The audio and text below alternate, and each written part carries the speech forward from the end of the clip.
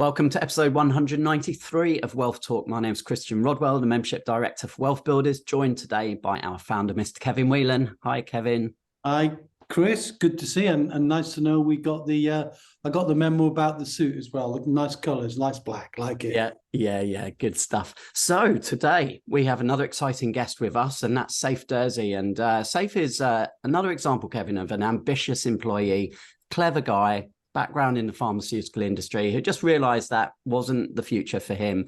And he explored and almost by trial and error kind of fell into property. And he has built a very, very successful business now. And we'll be hearing all about his story today. Good. And safe by name, safe by nature. I guess realizing, as many people do, that no matter how successful or how well lauded your occupation or your business is, relying on one source of anything is always dangerous. And it's the fundamental lesson we teach within WealthBuilders. And talk about fundamental lessons, Chris. Had a bit of a realization. I was talking to somebody about books that they read, and I often quote from Stephen Covey, The 7 Habits of Highly Effective People. In fact, I was on a webinar today talking about how to make yourself irresistible to private investors. And I said, the best thing to do is recognize that all money starts and ends with people. And the real skill then is building relationships with people. And the quote from Covey is, seek first to understand before being understood. And that's the opposite. Most people, they often want to jump in, don't they, with what's in it for me. And they forget that the whole purpose of building wealth, building business, building property, building any form of recurring, predictable income is to serve the needs of others, not just think about the needs of yourself. And it made me think about another lesson that's often misunderstood. Chris, seminal book, right? Rich Dad, Poor Dad. Uh-huh. What's the biggest lesson in that book? And I bet it's not the one that I'm thinking of. Well, I'd probably have to say the key lesson would be building assets. You might think that, though. But here's the thought. If the book was Poor Dad's Son Made Good, it kind of wouldn't have the same impact. It's the fact that there was a rich dad. Robert had a mentor. Robert had the power of the leverage of connection. And that's the biggest lesson, that mentors can hugely accelerate. It's not building the assets. He could have built the assets. He could have learned that from another book, which is Man in Babylon or any other book. What he learned was somebody had been there and done it before, and you follow the lessons or they inspire you to learn new ones. And that, to me, is Rich Dad, Poor Dad lives. It's a whole different story. There's no rich dad. You know, it's the rich dad who's the mentor. So just a thought that came to me as I was just thinking about, what are the lessons that we want to get across to people when they're building their wealth. Okay, well, you're giving us a lot of food for thought already, Kevin, and we haven't even got on to our main guest for today. So I know we'll have a lot more lessons to share after we've heard from Saif. And Saif's an award-winning property investor now, and he's done over 100 deals within the last 5 years. So I think there'll be some really interesting points to pull out. So let's head on over to our conversation today with Saif Derzi. Saif, very warm welcome to Wealth Talk today. How are you? Yeah, thanks for having me on, Christian. Really good, thank you. Really excited to hear about your journey in property, but also in business, because we're going to be talking today about, how you've managed to grow several businesses at the same time, and some of those challenges that come with that. And be good to just give our listeners a bit of an intro to yourself. So what is your business and what do you do, Saif? Yeah, sure. So that's obviously evolved over time, but if I look at a snapshot of what we do currently today, we buy properties and then we'll sell them. We'll buy properties and then we'll rent them and hold them. And then we've got a property management business that basically manages them. That's in a nutshell what we do. Okay. And how long has that business or those businesses been operating for? So circa 2018. So getting into sort of the 5th and 6th year on some of these. Okay, excellent. You've had some tremendous success, which I'm sure we'll come on to throughout our conversation. So let's just rewind it quickly, because it's always good to kind of know what's the backstory, what got you into property?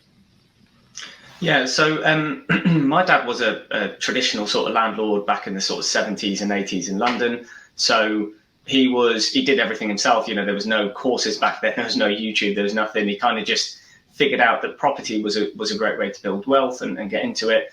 He ended up going through this recession in the 80s, which obviously hit him pretty hard. And I learned a lot from his stories, basically, and lessons. So he basically told me a lot about the things that went wrong, not the things that went right. And I took a lot away from that. I went and did pharmacy and graduated as a pharmacist and really didn't find any sort of pleasure or any satisfaction from being a pharmacist. So I went on afterwards and basically tried to look at how can I create a business out of the knowledge that I have from being a pharmacist. And I created a healthcare related business, which I won't go into too much detail about, but the realities of that business, I started it from scratch with nothing. It was an idea. I had to go out and sell a vision and idea to a lot of manufacturers, which I did successfully. And it wasn't just that, it was more because I created something tangible for them. I got them sales without costing them a single penny, and I just put a margin on top. That's the reality of what happened. So they made money from me, and I made money from them, which was a real good symbiotic relationship.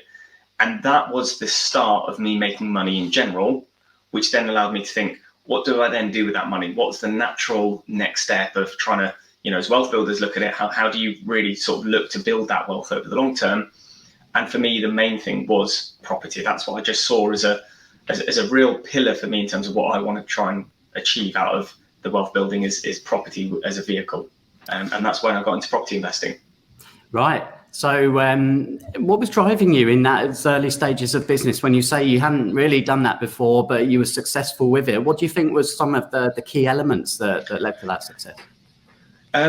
So I think for me, it was just looking at it from a point of view of how do you find a property that is of good value? So for example, for me, how I started off, I looked at Salford at the time, which is based in Manchester, where you've got all these massive high-rise buildings going up and so much infrastructure and, so much investment going into it. And all I did was look at an area right very, very close to it, but it was secondhand. So it had been built, let's say 7 or 8 years before that. So it was already lived in. The shine and everything went off that. So basically the premium had come off that. And I just thought, well, if I buy this, then as these get built and these get sold and you've got all these sales agents selling them for top dollar, this will naturally go up in value. And that's all I did. It was nothing sort of too clever, really. It was just more a case of just trying to find the value in something that was essentially developing as an area, really. And that's what I did. Yeah. And were you doing this by yourself at the time, Saif? Yeah, so just really, it was the most traditional thing ever. I went for a NatWest buy-to-let, so I actually went to the bank themselves and I said, can I get a buy-to-let mortgage? I went to an estate agent to basically say, I found it on Rightmove, went to an estate agent and tried to agree the property, and went to an estate agent to rent it out. As simple as that. Didn't think, let me do it myself, let me do this. I just said, let me find an estate agent to buy it from, let me find an estate agent to rent it, and let me go to a bank to get the lending. Just as simple as that. It was really vanilla. Yeah. And what year was that? Just remind us. 2015. Okay. Now let's just quickly fast forward now. Just give us some numbers as to how many deals, how many properties, what kind of revenue and cash flow, and then we'll kind of go back and we'll see, well, what are the steps that you took in order to get to this point today? Sure. So fast forward to today, we've done over 160 deals. So we've bought and sold over 160 deals. Cash flow varies because we've got that into different businesses. So we've got the investment side and then we've got the trading side. But, typically on the trading side, we can net anything from sort of 2 to 300K in a year. And that's net after everything, basically. And that's on the trading side of things. And, I don't really talk about revenue as such, because for me, revenue doesn't make as much impact as net profit really does. And then on the rental side of things, the typical net could be somewhere between sort of 5 to 7K, and we've got probably about 2 or 3 different vehicles that we do that in, and that's on a monthly basis. Yeah, excellent. And you've now got a team which is, substantial. I think around 10 members or so, we were saying. Yeah, so across the whole business, we're around about 14 team members. But our kind of core team members within the investment side of things, I'd probably say is about that. But yeah, across the whole, all of the businesses, we're about 14 team members. Great. And in that period of time, you've also won some awards. Tell us about that. Yeah, so we won. So we were up for the Property Investor Awards, which is the largest property investing award ceremony in the UK. That was up for last year, 2022. And we had done a really good deal. It was a land deal that we had done. We bought and we traded within about 6 months. I think long story short, we paid about 475 for it. We traded it out at 750 within 6 months without doing any planning or anything to it, really. We just bought it and sold it purely. And that won us Property Trader of the Year for 2022, which was a really proud moment for us in our journey and in our career as well. Yeah, huge congratulations for that. And I'm sure it won't be the only one. So let's break it down now. So, how did you go from that first conversation, with NatWest to where you are now? What are some of the lessons you've learned in terms of finding, sourcing deals, and then obviously, funding the deals, the whole process really? So where should we begin? Sure. So let's go back to 2015. So 2015, first property, as we said, it's very, very vanilla, but I cut my teeth into what I did. And I always say to people when they're starting out, don't wait for the best deal, just get into it, because you get into it, you understand the whole process, how the legals work, how the purchasing process works. I didn't do a deal from 2015 all the way up until 2017. And the reason was I was watching, I was learning, I was trying to do as much as I can to understand the fundamentals, the dynamics.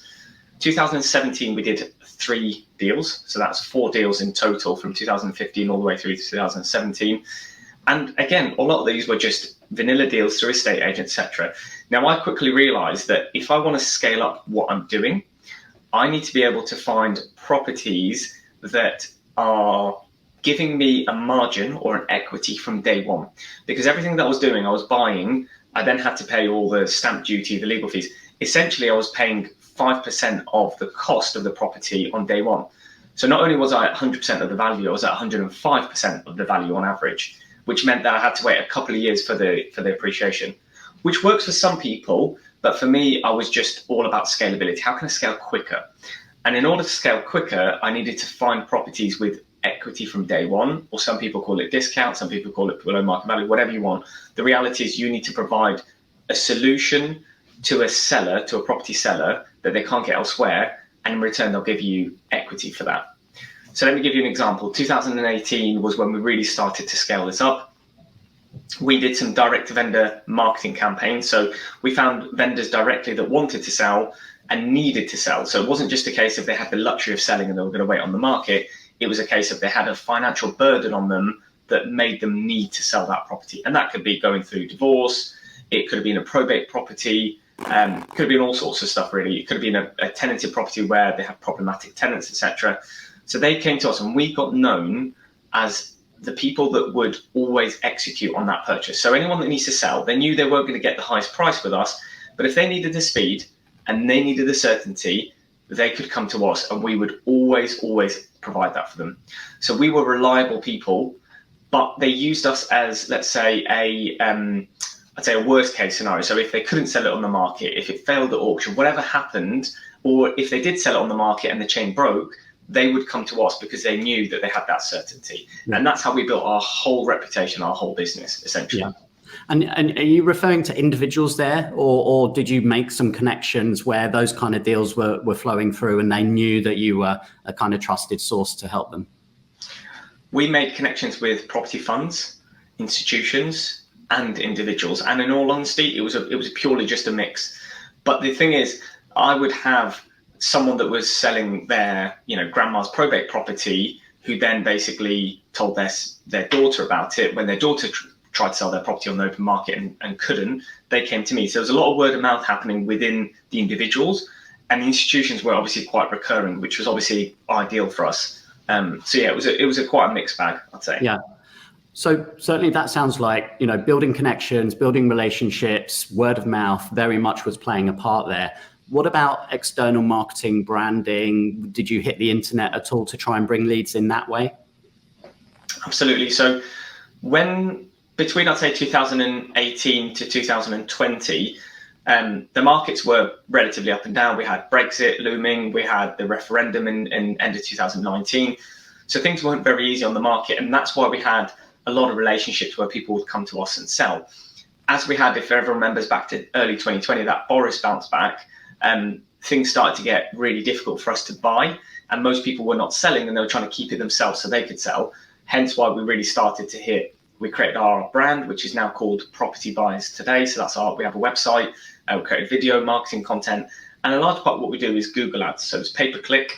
If someone goes into Google today and types in, I need to sell my house quickly, London, Birmingham, whatever it is, you get a whole host of companies similar to ourselves, and hopefully you'd see us ranked pretty highly on that. And people would click on that, submit their details, and then we would give them a call and understand their situation, what the property is, and then offer them a cash offer, the same day, effectively.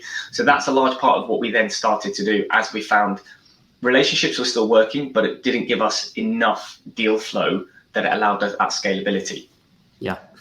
And it sounds like the key here with regards to sourcing to finding deals, a lesson for anyone who's listening now is you can't just focus on one single strategy here. You have to have multiple different layers operating at the same time. Yeah, correct. And, in terms of the direct marketing, we can spend a couple of £1,000 a month on that at a time. And we always say to people, we've got economies of scale with what we're doing now. And, so many people are like, oh, I'll go make my own website. I'll go do my own. The setup costs alone could be £20,000-25,000. And then you've got ongoing costs and you need to employ people, etc. And some people look at it and think, okay, there's a lot of money to be made. There is, but there's also a lot of, you need at least a 2 to 3 year buffer to get the organic website, on Google anyway, ranked quite highly, because it's all about, as you know, SEO as well. So to try and get you higher. You can set up a website tomorrow and put a whole amount into paid ads. It won't get you the same level of interaction and engagement and leads as it would if you had a 3-year mature website that had the SEO, had backlinks, had affiliate links, etc. So that's why we say to people, look, we've now got our economies of scale with what we're doing here. So we are also helping other property investors, traders, etc., that need the discounted properties for their own portfolio, for their own scalability. And we're basically saying to them, we can actually provide that and support you with that as well, because we can't buy all the deals. We might buy 3 or 4 deals a month at a time, but if we're getting into 7 or 8 deals, we need to find people for those deals as well. Yeah. So I want to get into a few more of the processes and systems in a second, but let's just focus on that point there then. So, someone listening now, obviously searching, really struggling to find deals, how can they potentially work with you guys? Yeah, so it's quite simple. So we have a registration form. So we send out a registration form to people, and that basically signifies what's important to you. So is yield important to you? Is discount important to you, etc.? So we get all of your information. You then get added into our system, into our CRM system. We're not really doing mass email campaigns and all the rest of it with properties. We're very bespoke. So we would understand your requirements. And then as soon as we get something that fits your requirements, we'd send you something out accordingly. If you like it, if you're happy with it, you'd secure it and then you'd buy it effectively. Now, with what we're doing there, what that allows us to do is become this magnet where people can rely on us and come to us. Now, from our perspective, we're offering, as I said to you, we become this one-stop shop for people that really need to sell, but also we become one-stop shop for people that really need to buy, because you need that reliability. It can't be fragmented. They're not going to come to yourself, Christian, if you only want to buy 1 property a year or 5 properties a year, whereas you could come to us if you only want to buy that many, because we are that middleman that allows vendors and buyers to kind of interact together. Yeah. And where would someone go? What's the URL if they would like to have a look? So the best way, basically, if they go onto the website, so it's www.letco.com, or they can also add me on social. So my name is Saif Derzi, Saif Derzi. I'm on LinkedIn and Instagram. That's probably going to be the easiest way. They can just drop me a direct message and I'll send it over to them as well. Okay, brilliant. Thank you. So as you've grown the business, as you've grown the team, you have to have some processes and systems to make sure that all of this stuff is running, those repeatable tasks, right? What have been some of the lessons that you could share with us, Saif, that have really made the biggest impact in allowing you to do that? So processes are evolving and they're an evolution. So, when you first set up a business, you set up a process and you think that's it, that's the process for life. It's never the case. Processes need reviewing. So but this whole word process and systems, people use quite a lot, but let's break it down. Let's make it more tangible for people so they can really understand it. A process in simple terms, is something that is done and it's the steps to get you there. So for example, what's the process for you if you wanted to go shopping? You know, you'd get in the car, you'd go to the supermarket, you'd buy your products and you come back. So that's a 4-step process essentially. So what you don't need is, you don't need a 15-page document on a process. What you do need is a couple of bullet points, because the process needs to be fluid. As long as you have the bullet points in the process, people can fill in the blanks, because you don't want it to be such a strict process that you basically have robotic processes, right? But at the same time, you need to have a framework. So it's called a framework because it's just a few bullet points. So that's what a process is. And the best way to understand what you could put a process around is just look at what you do day to day, write it down on a piece of paper, and anything that you see a repetitive reoccurrence of that is literally repetitive, take that out, map it out, and just look at what does that process entail, what does it look like, and just put some bullet points, and then find someone that you feel is good enough to do that process, right? So that's the process. Now the system is effectively the way that, what are they going to use to allow them and support them with that process. So that could be a project management tool that basically has that process, that 4-step process that we just said, into bullet points, but it will give you a task-based bullet point. So for example, Christian, for today, you've got that process into the system, and you've got four tasks for today, all due for today, and you have to do one to get to the next, to get to the next, to get to the next. And that system might be Asana, for example, project management tool. So that's the process, that's the system, and they go hand in hand basically together, just to really, really keep it simple for people. In terms of what the next step is, you then need to wrap around a team with that process and with that system. So you need to find the right team members that have the right skill sets, and then basically make sure you can monitor them, make sure that they're doing that process effectively and using the system effectively. And then you need to start taking a step back, because if you don't take that step back, you're not going to allow that team to work well and flourish effectively. Yep. Yeah, really key. And, you know, at the beginning, people may not have the excess kind of cash to be able to pay staff, team members. So have you got experience of working with virtual assistants as well? Is that something you would recommend to perhaps people as a first step? Yeah, I think, you know, this is a dilemma that I literally came onto when I first started out my business, is how do you employ someone, and who do you employ, and how can you afford employment, especially where people have, I know obviously we talk about you know, recurring income, but if you have a business which doesn't have recurring income, it's much, much harder, because you can't then foresee where that money is going to come from to pay that team member. So it's a much more scary proposition. But let me keep it really, really simple. When you're starting out a business, you've got 2 ways of being able to start and employ people. You've got, like you said, virtual, I don't call it virtual assistants, because they're virtual team members. So they're team members that are doing things day to day. Because what you don't want is, you don't want a task-based assistant. So an assistant which is task-based will always come back to you. Okay, Christian, what am I going to do next?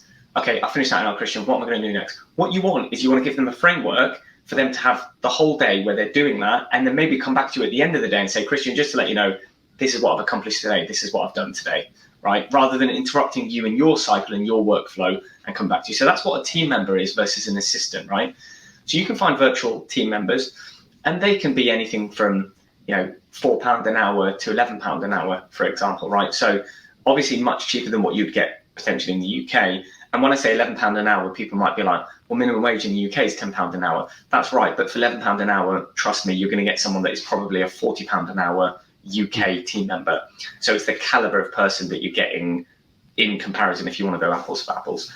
The other thing that you could do is employ family, for example. So if you know people that basically are maybe either out of a job or, for example, part-time or a housewife, or whatever it is, you know, you get lots of people now that not necessarily are working, but want to do something, not necessarily full-time.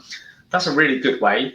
And you can incentivize them. You can say, look, I don't have a recurring income right now, but maybe I pay you a percentage of profits, or I pay you a percentage of sales, or whatever it is. But there needs to be an incentive there that is not necessarily aligned to just a straight salary, for example.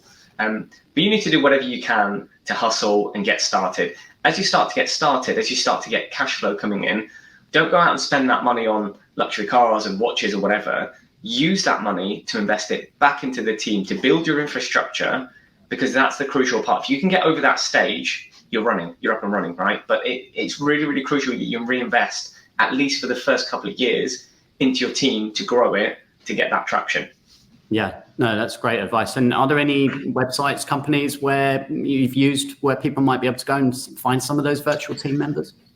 Yeah, so one of them we use quite frequently is a company called Freedom Geeks, which is pretty good. But also, to be honest with you, as we start to grow the team, a large part of our best team members have come from recommendations. So our own team members recommending people that they know, for example, ex-classmates, alumni, etc. So that's where we're recruiting a lot more, is internally. But we do use Freedom Geeks quite a bit, and there's also I think we use Pay Per Hour and all that. There's quite a lot of websites online as well. So yeah. I could drop them in the links if you wanted to as well. Yeah, for sure. Big shout out to Imogen from Freedom Geek. They're very, very, very great people they are. Okay. So what we're talking about there makes me think of Wealth Dynamics, and I know you're familiar with Wealth Dynamics as well, Saif. And all of our Wealth Builders members, they take the assessment when they join us in the academy, and it's really important to really get clear on what are your strengths and weaknesses. But then it helps you build the team around you, doesn't it? So there might be some people thinking, I'm just not a process person, right? I just don't want to list out and do all that stuff. But you could hire a virtual team member to actually then put all of those processes in place, couldn't you? Absolutely. And the thing is, I mean, we talked about this off the show, but I'm an accumulator, right? So very much similar to kind of Warren Buffett, but I also sit very, very close to trader as well. And it's been interesting because then I've remapped out what we've done day to day in our business compared to the Wealth Dynamics. And we started out being an accumulator in our business, buying properties and holding the portfolio. But now we're switching to trading, for example. So the mindset is really interesting, but I do genuinely feel like I am in the middle of both. I kind of like holding, but also like trading. And I think as you mature and as you grow, it would be good for me to actually take that test again, probably, to try and see maybe if I'm more trader than accumulator necessarily right now. Yeah. I know when I first took the test, several years ago now, I was trader, and then I moved across to a deal maker, which is only one to the right, slightly more blaze energy. But yes, it's good to refresh that every few years just to make sure, because things can change. So, okay, I want to throw this one out to you, Saif, because often, education is at the start of everything, right? And you talked about as well learning at the beginning. A lot of people who want to get into property perhaps haven't got the funds to actually really get going. Will sometimes look at sourcing as a way to build up that cash flow. And this is where the term no money down kind of deals also gets, referred to. So just like to get your thoughts on the whole no money down way into property. So, I see things from different angles, and I understand different people have different perceptions when they look at business in general. You've got two things really, right, when it comes to any business, but let's specifically look at property. You've got the people that have built up their wealth from selling businesses or having a well-paid job and basically saving their income, for example, from that, and having a large pot of savings. They don't need to get into what you've just referred to as no money down, because they don't necessarily have the time or the effort, but they want to have the investment. So those are the people that we call armchair investors. They are the people that need the people that have all the time and effort and don't have the money, right? Who basically can combine resource. So you have people that have got the resource of the capital, and you've got people that have the resource of the time, effort, and operations to run it, and they combine really, really well together. So this is basically a way where people that don't have money can then think, well, how can I create it? If you don't have money and you don't have time and effort, then you can't do anything. That's the reality. You've got to have one form of resource. So do I think it's possible? Absolutely, it is possible. Do I think it's probably being overused in the industry? Yes, I would say that, because for every sort of 10 people that do it, you might have 2 or 3 that succeed. That's the reality, and that's not necessarily because of the training or anything. That's just because maybe the people that have bought into it don't have the relevant resource to succeed at it. But I've seen some really, really successful people that had nothing and just have been ruthless and just gone at it, build relationships. And not only have they done sourcing and made their money, they've now set up another business of now buying assets, and they are now becoming the, let's say time poor, cash rich people that are now starting investing in assets. So I think it's like anything. It's a business. You're basically starting a business from scratch. You need to have that energy, that time, that effort to put into it relentlessly to build up some money, and you're hustling, that's a pure hustle, in order to get to a position where you do have some money that you can start investing, and then you can start to balance it out. And hopefully the aim is to get to a point where you don't put as much time and effort in over the years, and you just get to a point where you're accumulating more and more assets. And then you can wind down maybe the more active form of the business. Yeah, no, that's great. And it's always harder and slower at the beginning to get the momentum with everything, right? And obviously now you're several years in, you're building momentum, and we refer to obviously assets as pillars at WealthBuilders. So you obviously have the property pillar working for you, the business pillar, creating IP now by teaching others how to follow processes and source, and I'm sure joint ventures in there as well, right? Working with investors. So multiple pillars, multiple streams of income. And over those years of being in business, of growing what you have done today, Saif, have there been any other key lessons? So for someone listening now, if you were looking back to when you started, was there anything that you'd do differently now? Yeah, I mean, to be honest with you, when I started, I didn't do any education when I started. I kind of learned everything purely myself. And arguably, there wasn't as much education as there is now when I started in 2015, but not to say that there wasn't at all, there just wasn't as much. I actually think education is a good thing. I genuinely do. I just think it's the right education that you need, because there's loads of education providers out there, like there is for everything really. But you've got to choose the right ones, and the ones that are going to give you some tangible results. For me personally, if I could go back, I probably would have done some education. So yeah, so even though obviously education provides knowledge, what it does do is it also gives you a network of people, and that network is your starting point. So if I had that network when I started, I think that would have accelerated my journey, very, very quickly. Yeah, no, that's very, very good advice to leave us on there, Saif. So thanks so much for sharing today how this whole journey evolved. I mean, I'm sure there is so much more ahead. Just looking at that, do you plan ahead? Do you have like a 5-year, 10-year, 1-year target? How do you operate in terms of goals? Absolutely. I literally have a 3, 6, and 9 month goal list, because I used to have the 5-year and I used to have the 10-year and the vision and everything else. I'll be completely honest with you. Since COVID, everything's changed, and I've realized that you can't foresee too much in the future. And you do have the massive visionaries, but for me, I actually like working on a 3-year, 3 month, 6 month, and 9 month goal plan. So that's all I do. So what do I need to do in the next 3 months? What do I need to do in the next 6 months? And what do I need to do in the next 9 months? And that for me, I've found I've been able to create something tangible where I've been ticking things off. When it's a 5-year goal, very often I end up saying, well, I've never, I've gone in a totally different direction to what I thought I was going to go into. So it kind of didn't make sense for me. So yeah, for me, it's 3, 6, and 9 months really in terms of how I set my goals. Yeah, no, that's very interesting. Okay, it's been great, Saif, and again, congratulations on all of your success so far. Just remind listeners, if they want to get in touch, if they want to kind of follow what you're doing, where should they head to? Yeah, so I'm very active on Instagram and also on LinkedIn. So my name is Saif Derzi, so that's SAIF Derzi. I'll drop you the links as well, but I'm Saif Derzi on Instagram, Saif Derzi on LinkedIn as well. That's probably the best ways to get hold of me. And don't be afraid to drop me a direct message. A lot of people are like, oh, I thought you're really, really busy. It's like, yeah, I am, but I'm also happy to chat to people, and I'm also always happy to engage with people. So, don't be afraid to drop me a direct message, and happy to have a chat. Brilliant. Well, thank you so much for taking the time out to chat with me today, and we'll catch up again very soon. Thanks a lot for that. Cheers, Christian.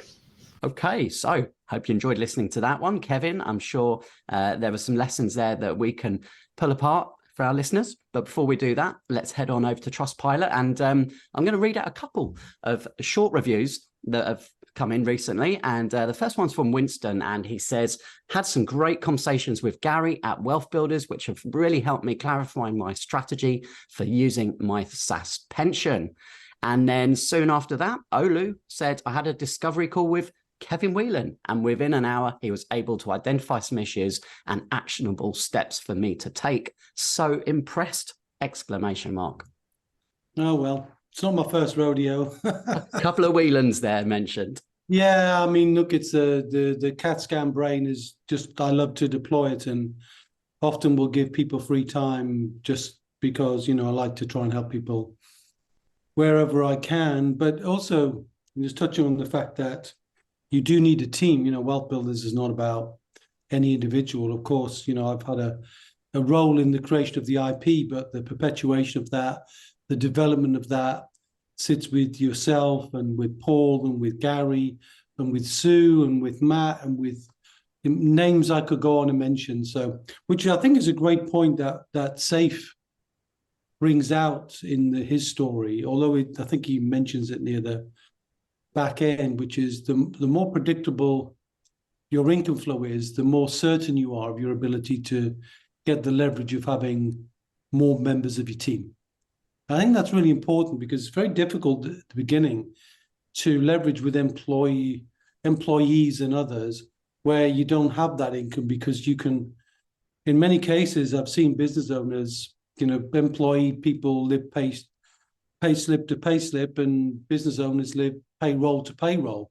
They're just about making payroll, and they often will pay themselves more than they're paying them, less than they're paying their staff. So there's lessons to be made in there. But I think that was a very good observation by Saif, which is as soon as you get that recurring income, should reinvest some of that in the ability to improve it, develop it, nurture it, and grow it. And he's done that. So congratulations to him. Yeah, so Saif shared about how he used processes, systems to grow multiple businesses at the same time, and we'll look at some of those in a second. But I think one of the key things is just get going. So he was talking about the start of his journey. He didn't really know what he was doing, but he just got going. He got his first property, and sometimes that can hold people back, Kevin, can't it? They can want everything to be perfect, and they want to understand everything before making a move, but then it may never ever happen. Yeah, well, we've dealt with that before in many podcasts about the drifters and the DIYers and those people who do overthink their situation and want every traffic light to be green before they set off on a journey. And that's an impossibility. I think I'm much more in the camp that you just outlined there. Just get started, you'll get better later. And when you get better, you'll make different distinctions, but you can't make the distinctions spectating. You make and learn the lessons by doing. So entrepreneurship, the education comes from doing, it doesn't come from learning. No book, no advisor, nobody can teach you to do wealth.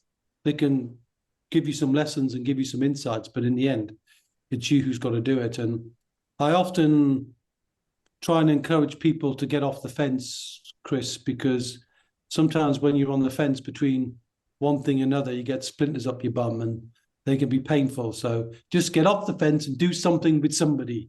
Doesn't matter who it is, just choose to get started, because then you start moving. So you start being in a car, isn't it? You wouldn't judge your journey in a car by how far you go from zero to first gear. If I'm trying to get to Newcastle to go and watch a football match, I can't get there by thinking about first gear or assuming all the traffic lights between here and St. James's Park are going to be green. They're not. So you just get going, and then the journey will take care of itself, particularly, by the way, if you've got guides and mentors, because they, like a GPS, they'll show you the way, they'll show you the shortcuts. And if there's enough testimonials and evidence that it works, they'll actually be able to show you who they've helped as well. So it isn't just about who knows how to do it, but who can demonstrate that they've helped others, because teaching is a skill. And good to see many people in our field, Chris, good teachers, but also have got the evidence they've done it for themselves as well. Sure. And I'll just quickly mention, of course, we know what that roadmap is at WealthBuilders, and hence where we're able to help many people through the WealthBuilders Academy. And that roadmap contains 9 steps. And one of those steps is what we call the Wheel of Wealth. And this is the process you created, Kevin. 5 steps, which we won't go into too much detail, but we've covered it in previous episodes, actually back in episode 9. So I'll link to that. But the Wheel of Wealth essentially, long ago, time ago. But the Wheel of Wealth, begins with education. It includes having good support, having the right connections, doing your due diligence, and then taking action. But we teach our members that, and that helps people to take that first step, to get that first wheel turn and start to generate that first bit of recurring income. And once you've done that, it builds your confidence and you can really go from there. Yeah, it's like going from first to second. You remember when you first learned to drive, you're all, your feet, your hands, your eyes, everything was in the wrong place. You couldn't quite work it out.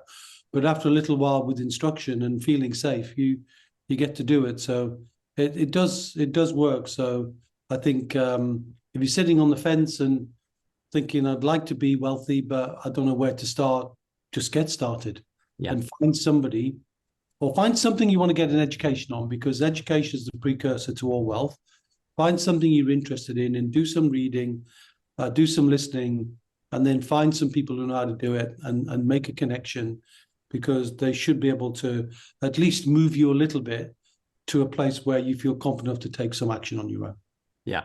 And if you're interested just to have a look at the academy, see exactly what that roadmap looks like, then head to wealthbuilders.co.uk/academy.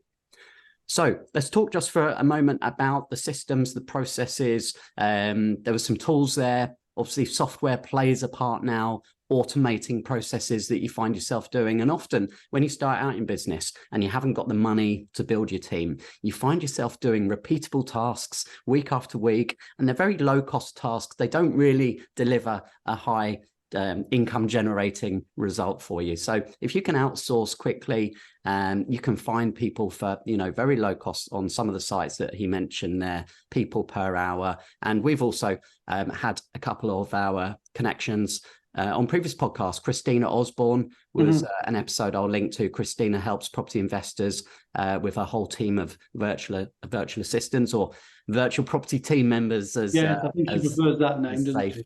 And also Steve Day from Systems and Outsourcing. So I'll link to those, because those were great episodes, which would really help anyone listening who needs to start outsourcing some of those tasks. Yeah.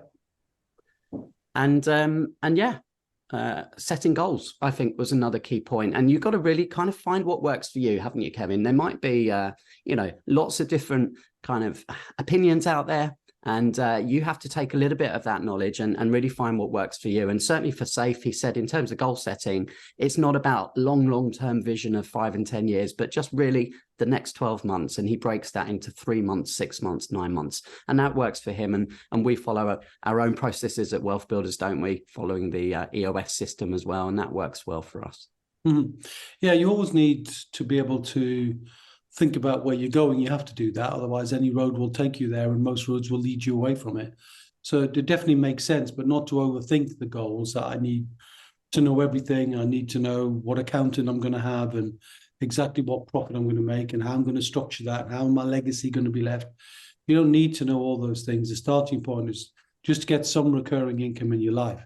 So if it's zero, get the first 100 quid, get the first 500 quid, get the first 1,000.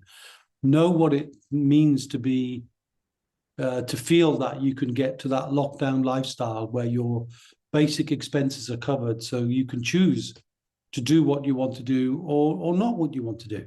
So you need to know what those numbers are, and that's the key thing. And then I think the other little book that I like, I think we've signposted this before, is The Gap and the Gain. So all too often it's easy to measure the distance between where you are now and some long date in the horizon, which of course the horizon never reaches you, or you never reach it. It's always about kind of looking at how far you've come. So the benefit of just doing the first year is saying, well, okay, I started off with zero recurring income. Where have I got to by the end of year one? And then just celebrate where you've got to, not worry about where you haven't. And so often people can beat themselves up when they go into comparison economics between what other people have done. I wouldn't worry what Saif has done. He's done what he's done, and I'm pleased for him that he's won some awards. I'm actually also delighted to be on the judging panel for those awards. Not particularly in Saif's award, I didn't have anything to do with that, but I do get involved in the Property Investor Awards, and looking forward, by the way, it's a really helpful thing for those who like property to think about going to those and be inspired by other people. So maybe you could send a link to the lovely people at Property Investor Awards. They have 650 people. Can you believe it? Sort of at an award ceremony in London. I think it's in November. We'll be there. And definitely look those up and see if it might be something you might want to go to, and maybe be an award winner yourself someday. Yeah, no, that would be fantastic. And I think that probably covers all of the lessons there, but just a great example how Saif took that first step, and then 160 properties bought and sold over a period of 5 years. He never would have imagined that when he did his first deal, but without doing that first deal, he never would have got there. So yeah, thank you to Saif, and we've shared all the links in today's show notes. If you want to get in touch with him, have a look at some of the property portfolio building that he does for his clients, then go and click on today's episode, click the links. And if you enjoyed it, don't forget to also share this with a friend, so we can continue to spread the word and help more and more people and build our community even bigger and better than it is today. Well, thanks for doing that, Chris. Thanks as always for doing the interviews. I always appreciate that. And I guess we're slowly getting up to our 200, aren't we, really? We are gearing up for the big party. So yeah. Have you charted the week? When will that actually be? Oh, what are we now? 93? Yeah, well, we're 93. So it's going to be 6 weeks time. Better be a good one. You need to think ahead, Chris. In July. Good one. Can't have a damn squib on number 200. No, we'll make sure. There are no damn squibs on WealthBuilders. Everybody is outstanding in their field, and I think, as we term it in WealthBuilders, outstanding in a niche. And I think that's another key lesson to learn, I think, which is you can't be outstanding at anything unless you play full on. You know, you can make some money, fine. Build your recurring income, great. But think about moving towards, as if you're charting a little story of your path, like Saif has done, you know, from 0 to 160 properties. You don't have to do that from day one, but just chart your progress, celebrate what you've done, record it, take photographs, and we'll show you how you can build that credibility story, which can lead to the leverage of creating your own IP and your own method of sharing and teaching other people, because there's always spare capacity in others.